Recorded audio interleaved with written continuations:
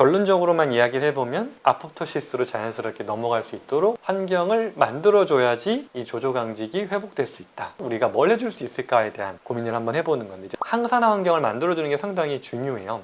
이 호중구가 깨지는 것을 막아주는 용도로 항산화 시스템을 우리가 어떻게 활성화시킬 수 있을까? 아보카도 같은 경우들도 항산화 효과를 많이 올려주는 베리류들이죠. 블루베리, 블랙베리, 라즈베리. 근력 운동, 그 중에서도 저항 운동을 많이 좀 권장을 드려요. 관절에 예를 들면 큰 힘을 주면서 바로 시작하기보다는 그 동작을 방해하는 기랑근에 도움을 받는 거죠.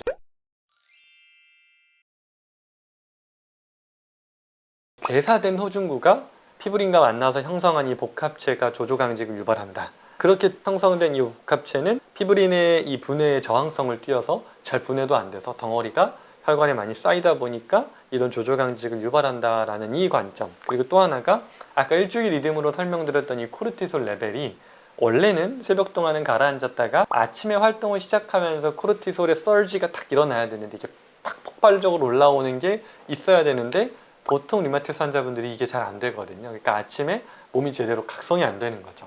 그래서 결국은 이 후반부 치료가 잘 따라와 주시는 분들은 후반부 치료를 할 때 있어서 다시 제가 집중하는 것 중에 하나가 또 이 호중구의 기능인 거거든요.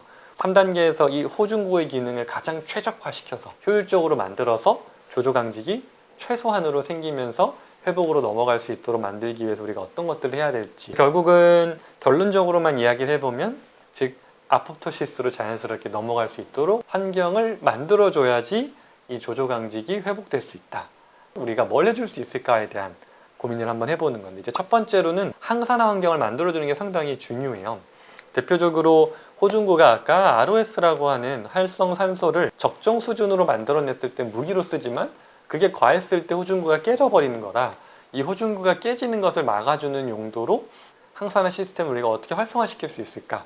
그래서 이제 한의학적으로는 대표적으로 저희는 M타입 분들한테는 이 후반부에 중요한 약재로 이 항산화에 포커스를 맞춘 대표적인 약재가 환기라고 하는 약재예요. 환기는 M타입 분들한테 많이 사용하는 항산화 효과가 뛰어난 한약재 중에 하나인데요. 얘는 특히나 요 경로상에서는 SOD, 전반적인 카탈레이스나 글루타치온 페록시데이스라고 하는 이런 효소들을 통해서 내인성, 몸이 가지고 있는 항산화 요 효소의 발현을 증가시켜서 항산화 효과를 내는, 즉 산화적 스트레스로 인한 이 호중구의 병리적인 괴사를 예방하는 효과가 있는 걸로 알려져 있어서 M타입 분들께는 대표적으로 환기를 많이 후반부에 사용을 하고요. S타입 분들은 대표적으로 단삼이라고 하는 약재인데요. 단삼은 NADPH 옥시데이스 활성화를 억제한다라고 하는데, 이 효소가 보통은 이 활성산소를 만들어내는 과정이 중요 역할을 하는 효소거든요. 그래서 이 효소의 활성을 억제해서 RS가 너무 많이 생기지 않도록 하는 도움을 이 단삼이 많이 줍니다. 그래서 결국은 호중구가 이런 과도한 활성산소로 인해서 파괴되는 것을 많이 막아주는 거죠. 그래서 항산화에 포커스를 맞춰서는 M타입 분들은 환기, S타입 분들은 단삼이라는 약재를 후반부에 많이 사용을 하게 됩니다. 그리고 이제 음식에 있어서도 자연식품들 중에서도 대표적으로 이제 항산화의 대표 효소가 이제 글루타치온이라고 하는 거죠. 그래서 글루타치온의 전구체들을 쭉 직접적으로 공급하는 게 많이 도움이 될 수 있는데, 대표적으로 황화합물이 많이 풍부한 양채들 중에 S타입 분들은 대표적으로 켈이나 배추, M타입 분들은 양파, 브로콜리, 마늘 같은 것들이 체내 글루타치온 합성을 많이 도와줘서 항산화 효과를 도와줄 수 있고요.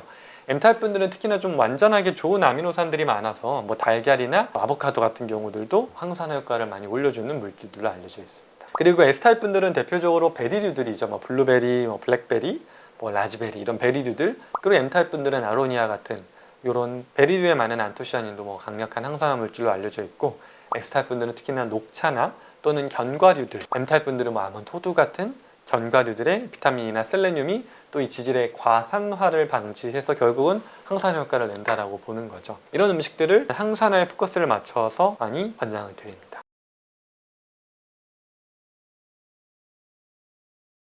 생활면에서 우리가 할 수 있는 게, 아침에 일어났을 때 코르티솔 분비 서지와 맞춰서 이제 항산화 효과가 가장 뛰어나게 발현돼야 되는 시기인데, 류마티스 환자분들은 이게 잘 안 되거든요. 그래서 그걸 아침에 할 수 있는 방법들 중에 하나가 대표적으로 일어나서 바로 따뜻한 물에 M타입 분들은 레몬즙, 요즘 많이 유행하시는 것 같은데, S타입 분들은 라임즙 같은 경우가 비타민C를 공급하면서 어느 정도 pH를 좀 맞출 수 있는 방법이 될 수 있을 것 같아요. 일어나자마자 따뜻한 물에 이렇게 물을 한 잔 마시는 방법, 그리고 일어나서 복식 호흡을 깊게 하면서 산소를 이렇게 충분히 넣자는 거죠. 활성산소가 저산소 환경에서 많이 발생하는 거다 보니까 산소를 충분히 공급할 수 있는, 아침에 일어나서 충분한 복식호흡과 관절을 따뜻하게 시작하는, 아침에 일어나서 바로 크게 움직이면 보통 환자분들이 표현하는 게 딱 첫 발을 내딛는 게 어렵다라고 많이 얘기를 하시는데, 일어나자마자 관절을 충분히 따뜻하게 돌려주시고 어느 정도 혈액순환을 촉진한 상태에서 움직이는 것들이 도움이 될 수가 있을 것 같습니다. 이건 이제 항산화에 포커스를 맞췄을 때 하는 거고요.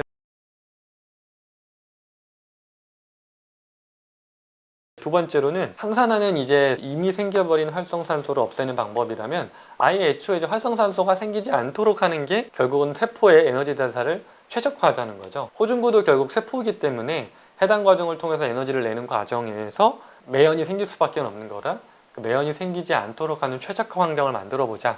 그 관점에서 이제 많이 쓰는 약들이, 한약재들 중에서는 M타입 분들은 이 시기 때에서 후반부에 보약 계열로 많이 인삼을 많이 활용하게 되는데요. 인삼은 주로 미토콘드리아의 생합성을 촉진한다라고 많이 알려져 있는데, 결국은 미토콘드리아라고 하는 게 우리 몸 안에 ATP, 에너지를 해당 과정을 통해서 만들어내는 곳이다 보니까 그 해당 과정의 효율을 끌어올려서 호중구가 에너지가 모자라지 않도록 도와주는 역할을 요 인삼이 많이 해주는 걸로 알려져 있고요. S타입 분들은 대표적으로 산수유 를 많이 활용하는데요. 산수유는 이 에너지 대사 효소 활성화를 통해서 호중구가 에너지를 충분히 만들어낼 수 있도록 도와주는, 그 중에서도 ATP 합성, 활성을 많이 증진시킨다고 알려져 있어서 대표적으로 N타입 분들은 인삼, S타입 분들은 산수유를 통해서 세포가 가지고 있는 에너지 대사를 최적화할 수 있도록 도와주는 방식을 후반부에 사용하고 있습니다.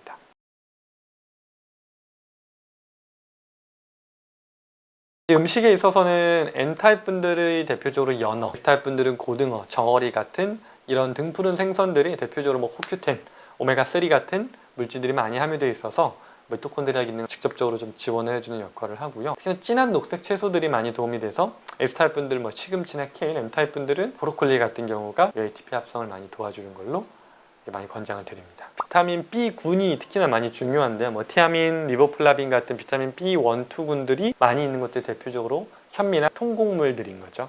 S타입 분들은 전반적인 콩가 식품들, 렌틸콩, 검은콩에 나야신, 뭐 판토텐, 그러니까 비타민 B군들이죠. 이것들이 많아서 우리 몸 안에서 ATP를 만들어내는 초기 과정인 아세틸코에의 생산을 많이 돕는 걸로 알려져 있습니다. 그리고 육류 중에서는 M타입 분들 중에는 맞는 분들은 닭가슴살, S타입 분들은 참치 같은 경우가 비타민 B6가 많이 풍부해서 아미노산을 대사하고 햄, 철분 같은 것들, 햄 합성에 많이 도움이 되는 것으로 알려져 있어서 이런 것들을 많이 권장을 드립니다. 그리고 이제 결국은 해당 과정이라는 거는 포도당을 대사하기 때문에 우리가 혈당을 안정화시키는 게 호중구의 안정화에도 많이 영향을 주거든요. 그래서 뭐 대표적인 저혈당 지수, 그러니까 GI가 낮은 음식들, 그리고 단백질 균형을 맞추는 것들, 그리고 식사 간격을 충분히 주는 것들, 이런 것들도 중요한 방법이 될 수 있습니다.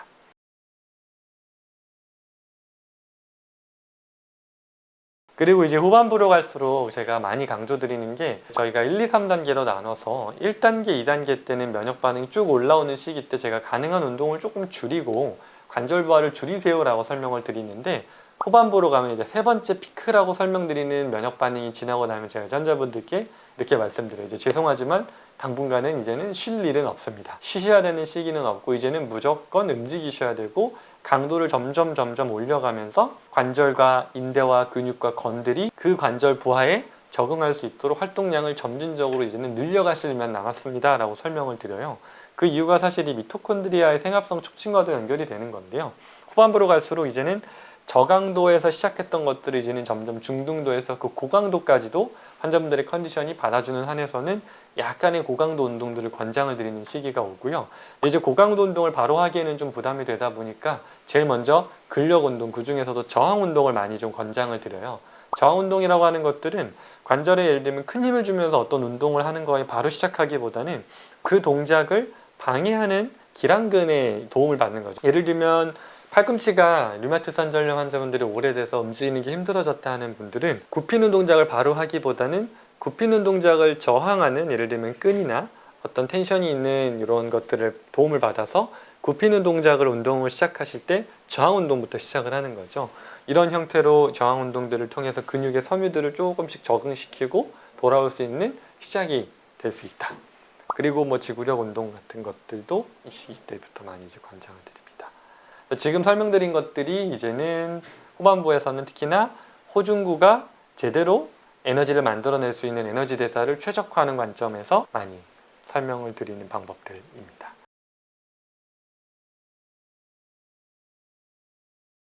조직의 이 세포가 결국은 저산소 환경에서 호중구가 개사가 되는 거기 때문에 충분히 산소가 공급될 수 있는 환경을 만드는 것도 중요한데요. 한약재들 중에서는 M타입 분들은 청군과 계지라는 두 가지 약재가 대표적으로 미세순환 개선에 아주 뛰어난 효과를 나타내는 약재들인데요. 청군 같은 경우에는 특히나 혈관 내피세포에서 산화질소죠. 질소의 생산을 촉진해서 혈관을 좀 이완시키는 효과가 뛰어나서 특히나 미세혈관들로 혈액이 잘 공급될 수 있도록 많이 도와주는 역할을 하고요. 계지도 마찬가지로 두 가지가 많이 이제 알려져 있는 약재들이라 M타입 분들께는 주로 이 두 가지 약재를 통해서 조직의 저산소화 환경을 개선시키는 용도로 사용을 하고요. S타입 분들은 사실 반삼이 같은 역할을 하는데요. 비슷한 기전을 통해서 조직에 충분한 산소가 공급될 수 있는 혈액순환을 촉진하는 용도로 단삼을 많이 활용하고 있습니다. 이 한약재들 중에서는 이런 것들을 활용하고요.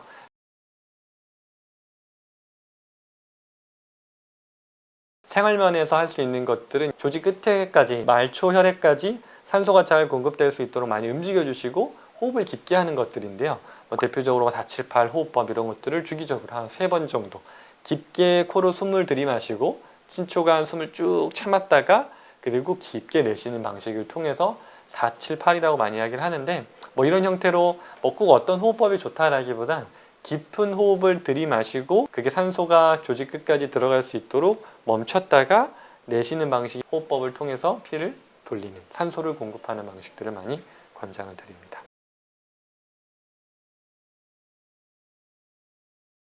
그리고 음식들 중에서는 특히나 M타입 분들은 전형적으로 후반부가 되면 어느 정도의 약간의 매운 향이 나는 야채들, 채소들 또는 이런 마늘, 양파, 생강 같은 것들이 혈액을 좀 확장시켜주는 효과가 있고 산소를 공급해주는 효과가 좀 있기 때문에 이런 것들을 좀 많이 권장드리는 편입니다.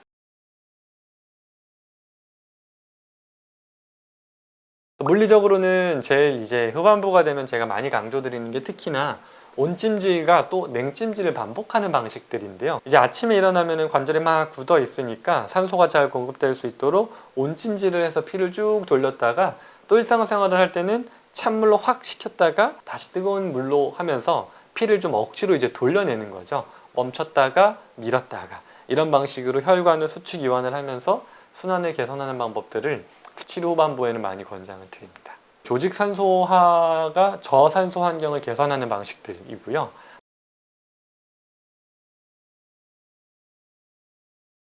마지막으로는 이제 염증 반응을 좀 조절하는 관점에서 M타입 분들은 대표적으로 백출이라고 하는 약재가 특히나 TH1, 2 균형을 많이 조절해줘서 호중구가 너무 과도하게 활성화되지 않고 적정 수준에서 자기 역할을 할 수 있도록 하는 걸 도와주는 역할을 백출이 많이 해주고요. S타입 분들은 대표적으로 지골피라고 하는 약재가 호중구의 어떤 과도한 활성화를 억제하고 정상적인 아포토시스, 세포 자멸사로 들어갈 수 있도록 유도하는 걸로 많이 알려져 있어서 이런 약재들을 통해서 후반부를 많이 채워주는 약재로 사용하고 있습니다. 음식들 중에서는 대표적으로 항염증 효과가 있는 음식들, 이거는 과거 이야기 드렸던 1단계 치료에 같은 음식들이라고 보시면 될 것 같아요.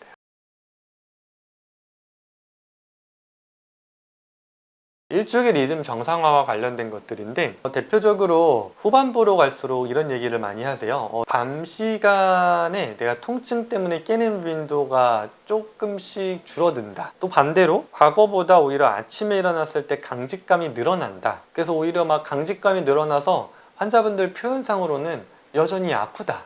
근데 더 정확하게는 아픈 통증의 양상이 좀 변하는 거거든요. 근데 이게 환자분들마다 차이가 생기는 이유 중에 하나가 이 후반부 때 수면의 질이 얼마나 빠르게 회복되느냐에 따라 이 조조강직의 강도가 많이 달라져요.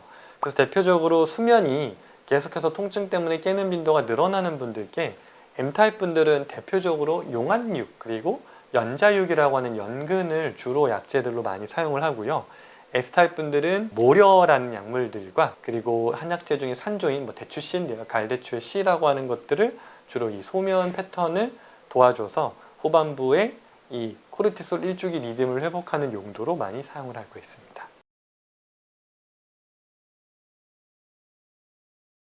자연적인 방식으로 음식을 통해서 이 멜라토닌을 많이 증진하는 것도 좀 도움이 되는데요.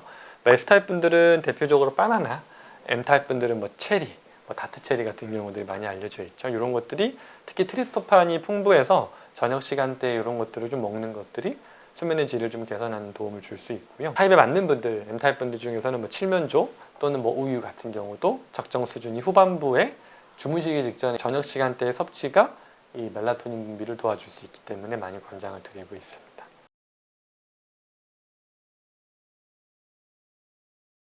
이건 중요한 점이 영상을 보시는 분들이 저희 치료를 잘 따라오고 계시고 제가 혈액검사상에서 보여지는 패턴이 안정적인 패턴으로 갔던 분들을 이렇게 해석하는 거지 조조강직은 무조건 좋은 반응이라고 해석하시면 안 됩니다. 생활이 잘못돼도 조조강직은 오니까요. 근데 이제 그 비중이 이 파고드는 통증들이 줄어들면서 조조강직이 올라온다는 특성과 혈액검사상 피크가 지나가고 조조강직이 나타난다는 이런 특성이 맞아졌을 때 그 긍정적으로 해석하고 잘 조치를 하는 거지 그렇지 않은 시기에 나타난 조조강직은 좋게 해석하시면 안 됩니다.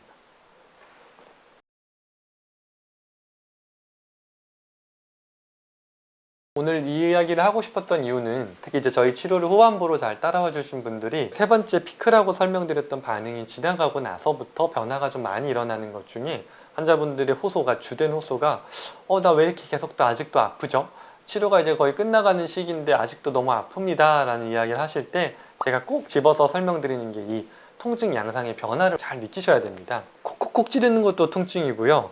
부딪혀서 아픈 것도 통증인데 이거를 구분하지 않으면 난 계속 아프다라고 느끼시기가 쉬운데 콕콕콕 찌르는 통증은 실제로 류마티스성 초기에 나타나는 통증들이라면 부딪혀서 아픈 것 같은 양상의 통증들, 대표적으로 조조강직을 동반한 통증들은 후반부에 점점 회복기가 도달했을 때 많이 나타나는 통증의 양상인데 이거를 구분하지 않으면 내가 치료되고 있다는 것에 대한 인식이 점점 떨어지게 되니까요. 오늘 영상을 통해서 이 조조강직이 어느 정도 후반부 회복기에 많이 나타날 수 있다는 점, 그렇지만 마냥 방치해서는 안 되는 이유가 있는 증상이라는 점을 꼭 이해하시고 적절한 대처를 통해서 이 조조강직을 잘 이겨내셨으면 좋겠습니다.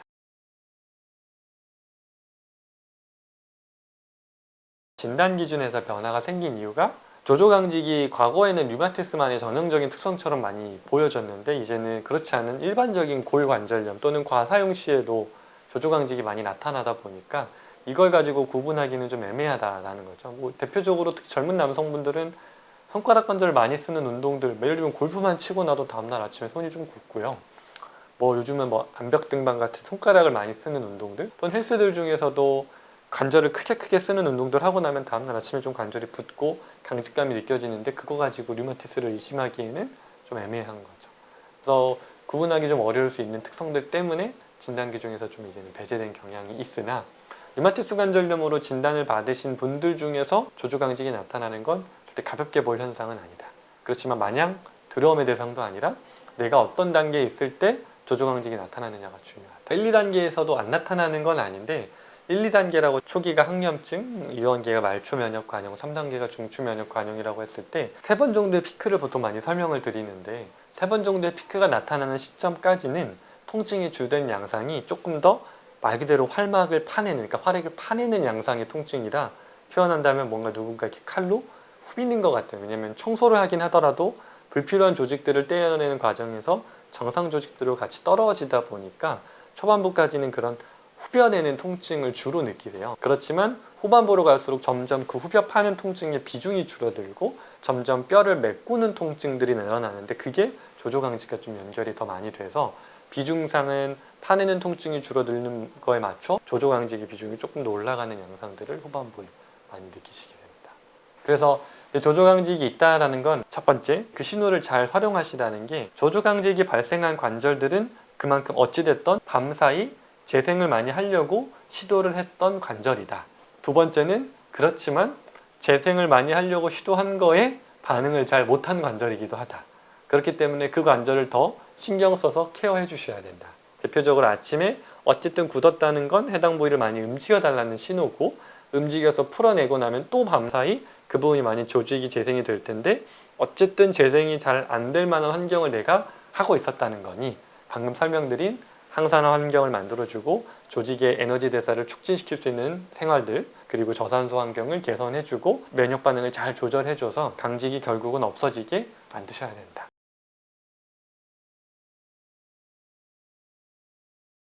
보통은 조조강직은 주로 손가락으로 많이 나타나고요. 또는 무릎 같은 관절에서도 느끼시는 분들이 있는데, 그러니까 이제 그 조조강직이 나타난 부위가 밤새 내 몸이 많이 재생하려고 노력한 부위다라고 생각하시고 일어나서 그 부분들을 더 어루만져주고 이 부분을 지금 많이 몸이 재생하려고 하는구나. 그러면 낮 시간대 특히나 그 부분들을 더 많이 풀어줘야 밤사이에 또 거기를 재생할 수 있는 조건들이 되겠죠. 밤사이의 저산소 환경을 개선하고 항산화 효과를 그 관절에 내주려면 낮 시간 동안 내가 더 열심히 먹어주고 항산화 효과를 올릴 만한 활동들을 내가 해주면서 해당 관절을 더 많이 낮 시간 동안 움직여주시면 더 좋은 거죠. 무릎도 많이 나타나고요. 어깨로도 의외로 많이 나타나고요. 이렇게 큰 관절들 중에는 아침 일어나면 어깨가 안 들린다. 그랬다가 점심 되면 이제 좀 들리기 시작한다. 이런 경우들도 많이 있고. 강직감이라는 건 움직여야 느껴지는데 발가락은 직접적으로 움직인다기보다는 이제 디뎠을 때 아픈 통증으로 느끼시니까 그것도 일종의 조조강직이거든요. 밤사이에 침전물들이 많이 쌓인 것처럼 나타나는 거니까 아침에 일어나서 첫 발을 디딜 때 통증이 심하다는 건 밤사이 발이 또 많이 재생됐구나 이렇게 보셔도